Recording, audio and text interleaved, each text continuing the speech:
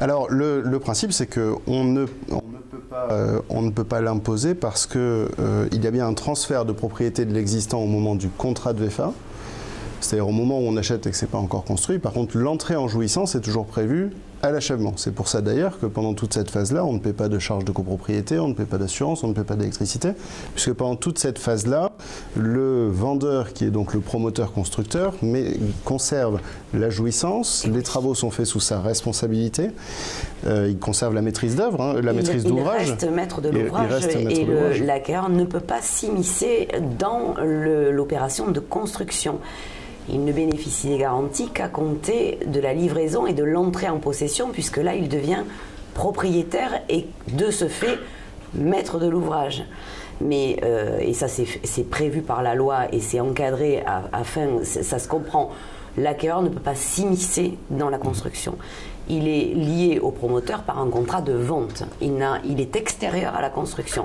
On doit lui rendre des comptes lorsqu'il prend possession, mais durant la construction, il n'a pas son mot à dire. Quant à la pré-livraison, oui, pourquoi pas. Ça peut être intéressant de demander une pré-livraison. Mais en réalité, ça ne sert à rien, puisque on a un mois pour demander la reprise des réserves et des malfaçons. Donc des opérations de pré-réception, oui, ça se voit de manière très fréquente, parce que ça permet aux entreprises de réduire le nombre de réserves qui sont portées sur les procès-verbaux de réception. Mais après, quand c'est livré, normalement, ça doit être achevé. Et la notion d'achèvement, elle est aussi très juridique, à savoir que l'appartement doit être habitable. Maintenant, une pré-livraison, en pratique, je ne vois pas quel est l'intérêt, mais ça aurait été intéressant d'avoir l'avis de l'architecte là aussi. Michel Souviron, que j'avais questionné sur ce sujet, nous fait une réponse. Il est extraordinaire.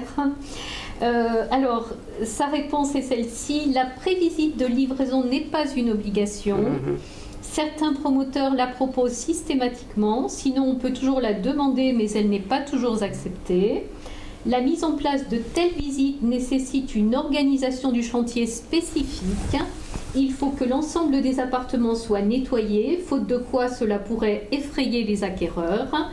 La difficulté vient souvent du planning difficile à respecter et en fin de chantier, on essaie de rattraper les éventuels retards cumulés en amont. Pour cela, le chantier se transforme en fourmilière et ces visites font perdre 1 ou 2 jours précieux. Voici l'avis de l'architecte.